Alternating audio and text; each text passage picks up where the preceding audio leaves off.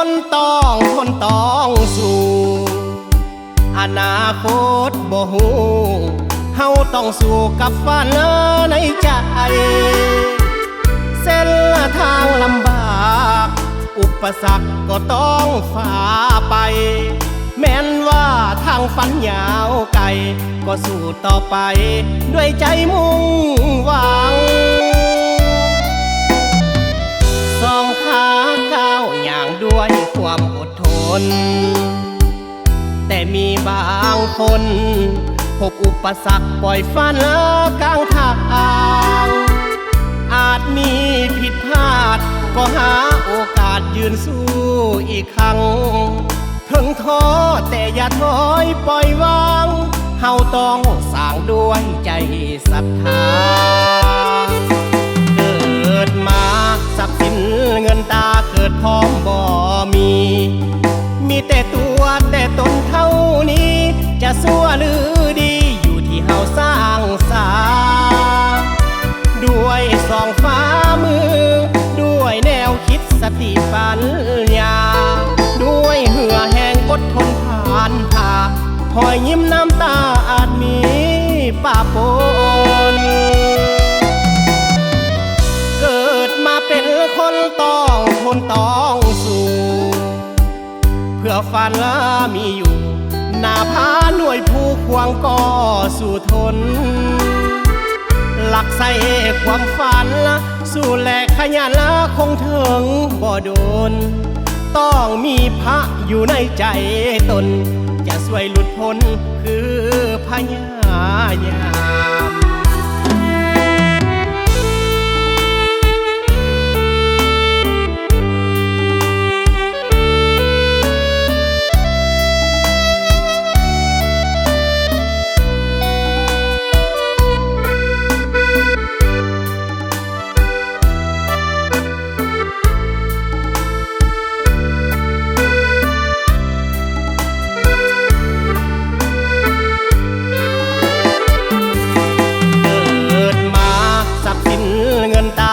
พร้อมบ่มีแต่ตัวแต่ตนเท่านี้จะชั่วหรือดีอยู่ที่เฮาสร้างสรรค์ด้วยสองฝ่ามือด้วยแนวคิดสติปัญญาด้วยเหือแห่งอดทนผ่านผ่าหอยยิ้มน้ำตาอาจมีป่าปน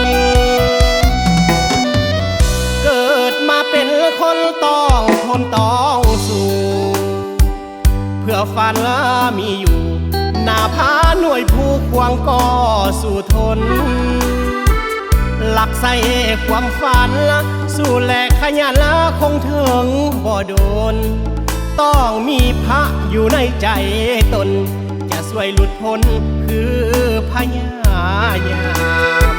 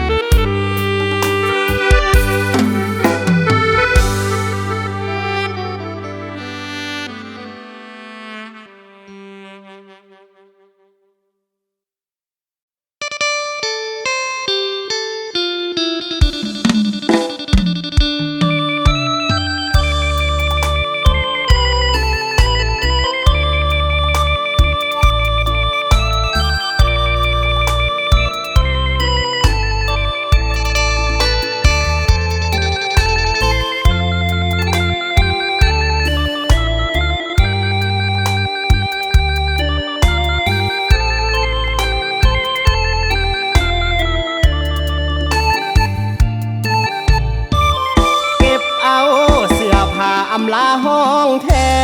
วบ่มีเจ้าแล้วห้องแถวห้องนี้เลยเศร้าเฮาสองเคยอยู่สัญญาจะสู้ด้วยกันสองเฮาเขียนใส่ฟ้าว่าคอยหักเจ้าสวรรค์ห้องเศร้าที่เฮาเอิ้นกันอยู่มาบ่นานอาการเดิมเปลี่ยนเมื่อมีสายมาแวะเวียน ผ ผัวพันเจ้าอยู่บ่อนเหตุงานกายเป็นคนใหม่คำเบ้าคำจาก็บ่อ่อนบานนับจากเจ้ามีอาการอยู่มาบ่นานเจ้าก็หายไปหัวใจของอายเหมือนมีไฟเผากลับมาห้องเศร้าบ่มีเจ้าน้ำตาไหลเดี๋ยวเห็นหนังสือที่เจ้าเขียนใส่ฟ้ายามใดคิดฮอดจนแทบขาดใจเจ้าไปอยู่ไสเด้คือบ่มาเก็บเอาเสื้อผ้าอำลาเวียงจันทน์คืนรถโดยสารหอบความซ้ำกลับคืนบ้านนาขอโทษเด้อแม่ลูกพ่ายแพ้ให้เขาแล้วนาเอาน้ำห้วยล้างขาบน้ำตาสิเอาน้ำนาล้างใจให้ลืม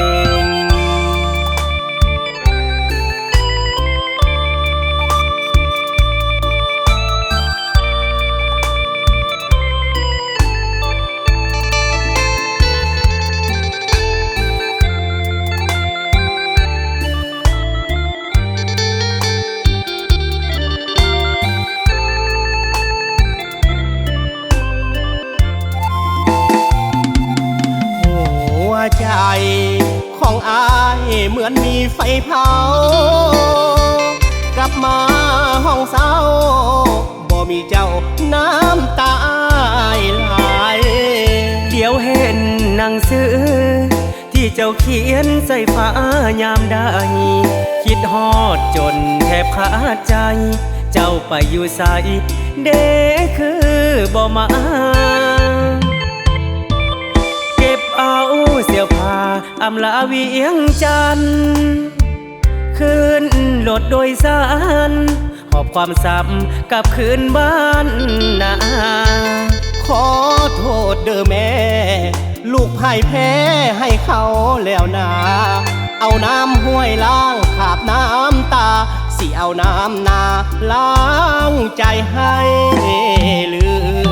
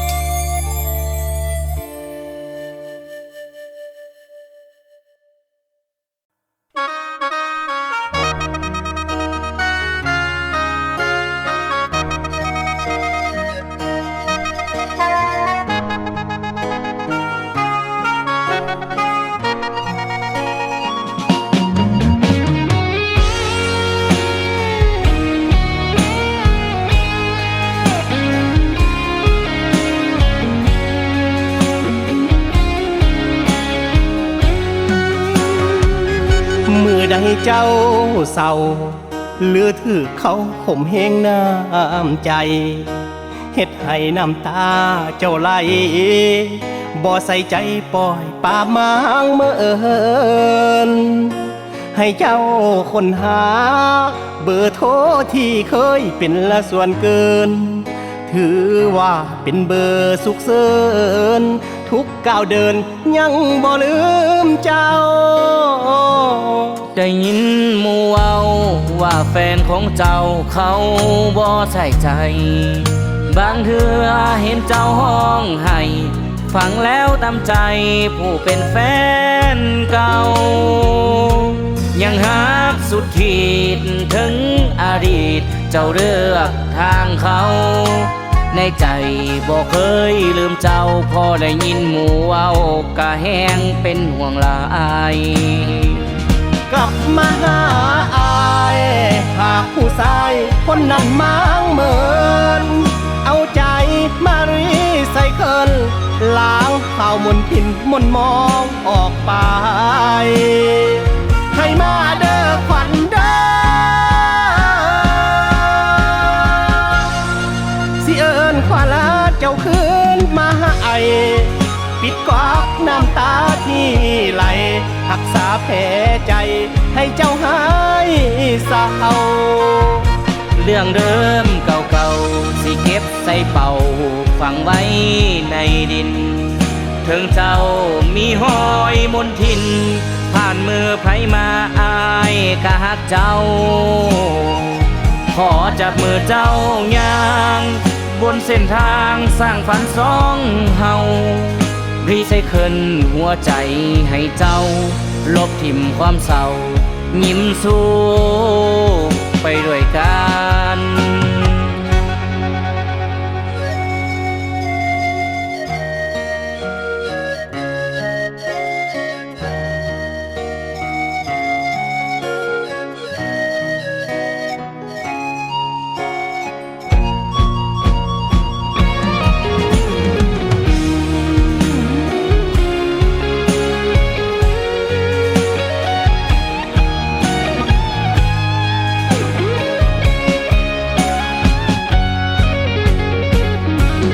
มาหา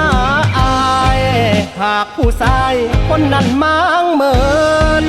เอาใจมารีไซเคิล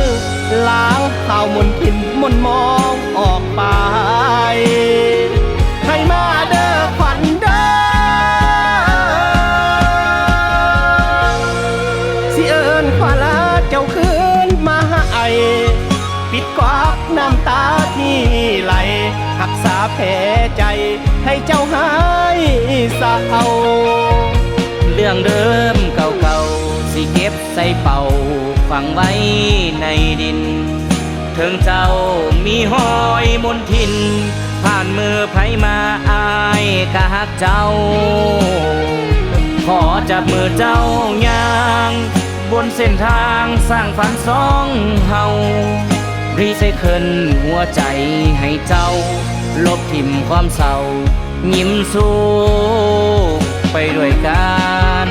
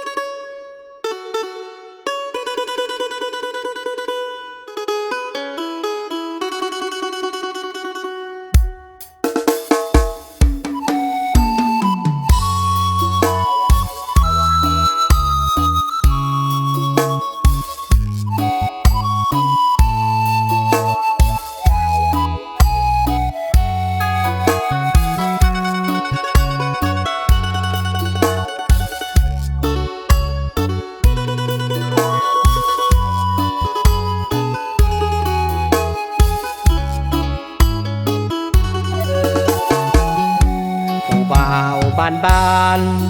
ชีวิตผูกพันกับนาวุฒิการศึกษามีเพียงแค่วุฒิม.ปลายปริญญาตรีก็มีแต่ขาดแต่ไทยพ่อแม่คือกำลังใจความหวังฝากไว้กับนาชีวิตสาวนาฝนตกมาจึงพอยิ้มได้ขับเคลื่อนรถไถคู่ใจบุกลุยท้องนาเสียงกบเขียดห้องเนื้องน้องตามคันแท่นาขาดฝนขาดฟ้าขาดน้ำนา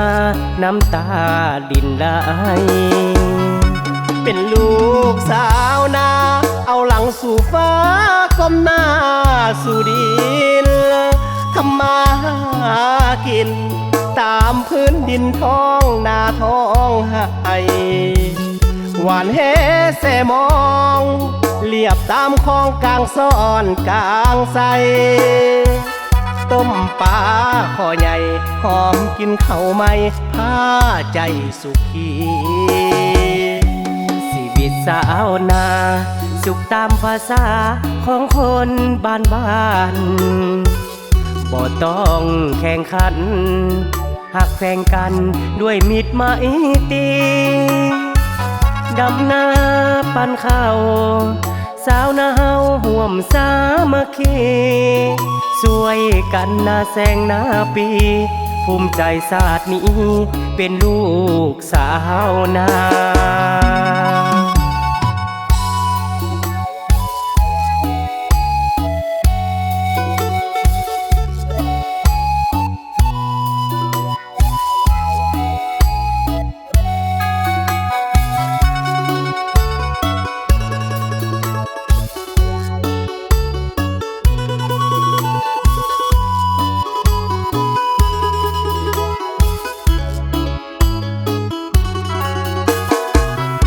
เป็นลูกสาวนา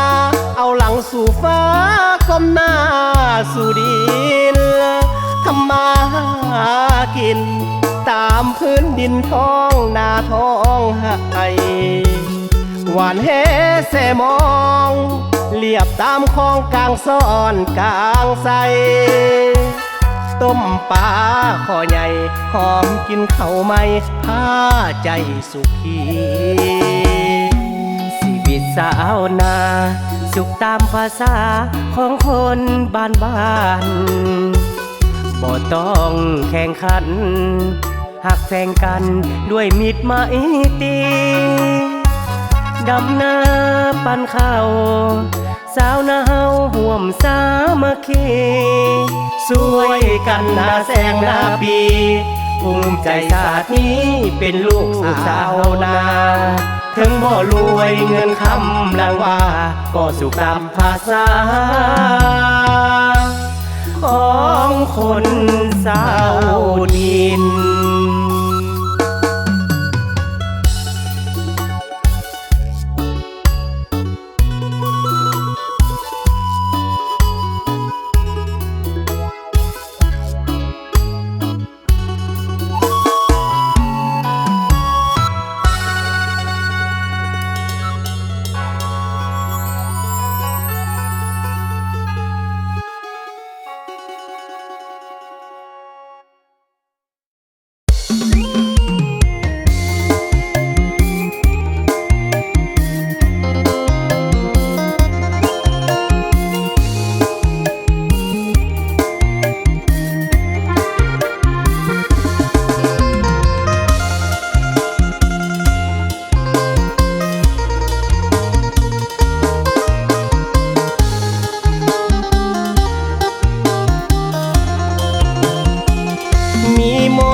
เสน่ห์งามหลายเด้ผู้สาวเมืองลาวสวยงามสาวบรรดาเผ่าเด่นเหมือนดวงดาวทั่วลาวเหนือใต้นครหลวงเมืองเอกเหมือนฟ้าเสกสาวงามมากมายแข้งเวียงจันทร์แดนน้ำเงื่อมใสสาวงามฝังใจวาจาอ่อนหวานงามสาวปากสันบริคำใสแดนน้ำสองสีแข้งคำมวลสาวงามใจดีโอ้ป้อมอาลีฮักแพงแบ่งปันภาคกลางตอนใต้งามสาวผู้ไทยดินแดนสวรรค์ใส่สมบูรณ์สาวมงยิ้มหวานใส่ยะตำนานเทพีเมืองสางสมคำเอกอ้าง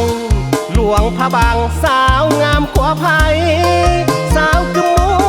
อุดมใจลูกขอวอนไหวข้าเจ้าสิงขอำสาวลือนำทา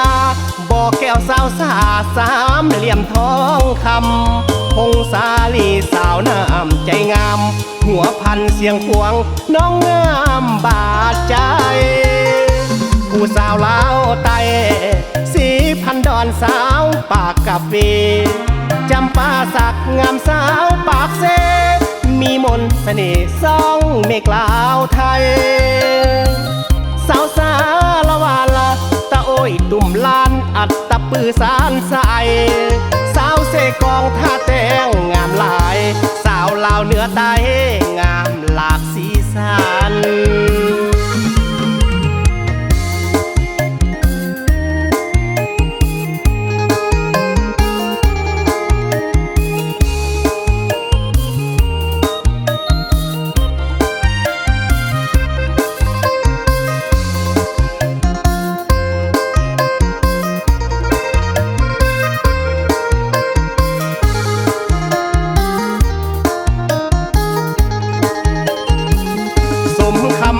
เอกอ้างหลวงพระบางสาวงามขัวไผ่สาวกมูอุดมใสลูกขอวอนไหวข้าเจ้าสิงข้าสาวลือนำทาบ่อแก้วสาวสาสามเหลี่ยมทองคำพงสาลีสาวน้ำใจงามหัวพันเสียงพวงน้องงามบาดใจผู้สาวลาวไตสีพันดอนสาวปากกาเฟจำปาสักงามสาวปากเซมีมนต์เสน่ห์สองเมฆลาวไทยสาวสาละวาละตะโอยตุ่มล้านอัดตะปือสารใสสาวเสกองท่าแตงงามหลายสาวลาวเหนือใต้งามหลากสีสันเอกลักษณ์หลายเผ่าพงพันธุ์สวยงามลาวันเหมือนดอกจำปา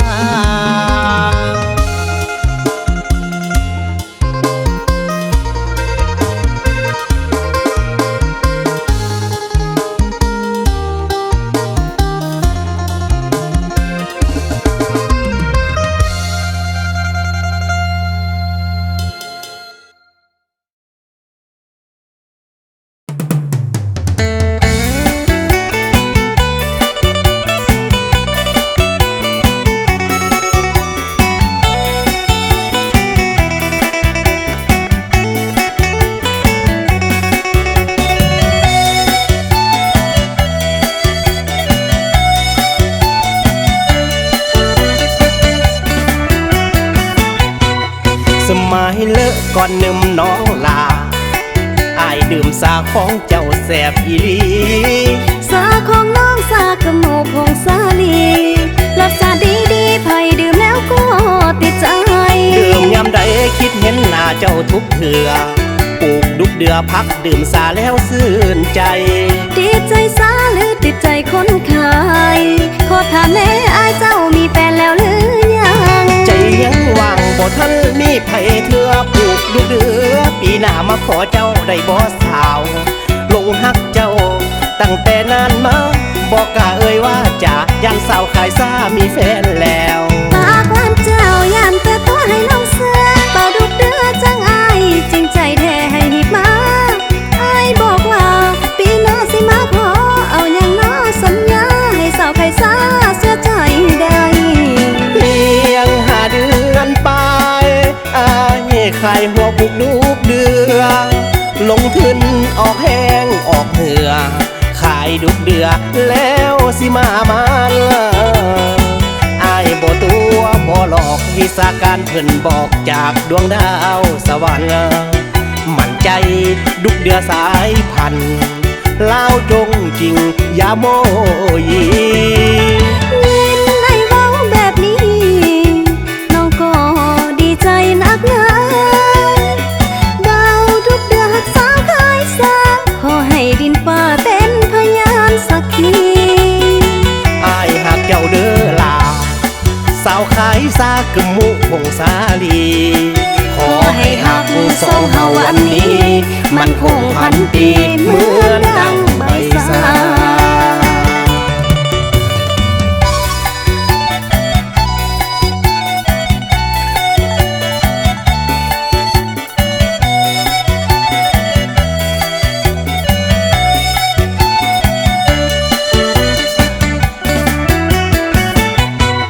สมัยเลิกก่อนหนึ่มน้องลาอายดื่มสาของเจ้าแสบอีหลีสาของน้องสากระโมกพงสาลีรสชาติดีๆไผ่ดื่มแล้วก็ติดใจดื่ ลืมยามใดคิดเห็นหน้าเจ้าทุกเถื่อปลูกดุกเดือพักดื่มสาแล้วซื่นใจ ติดใจสาหรือติดใจคนขายขอถามแม่อายเจ้ามีแฟนแล้วหรือยัง ใจยังว่างบ่ทันมีไผเถื่อปลูกดุกเดือปีหน้ามาขอเจ้าได้บ่สาวลงหักเจ้าตั้งแต่นั้นมาบอกกล้าเอ่ยว่าจะยันสาวขายซ่ามีแฟนแล้ว ปากหวานเจ้าย่านแต่ตัวให้น้องเสือเป่าดุกเดือจังอายจริงใจแท้ให้หิบมาอายบอกว่า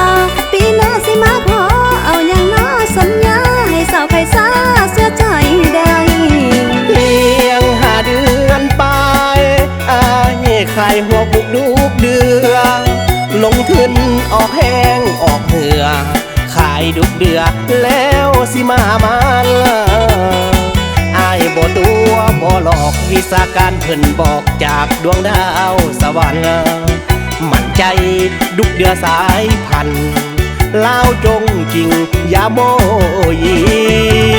เย็นให้เว้าแบบนี้ น้องก็ดีใจนักนะเบาทุกเดือนหักสาวขายสาขอให้ดินฟ้าเป็นพยานสักที อายหักเจ้าเด้อลาสาวขายซากึมมุคงสาลีขอให้หักสองเฮาวันนี้ มันคงพันปี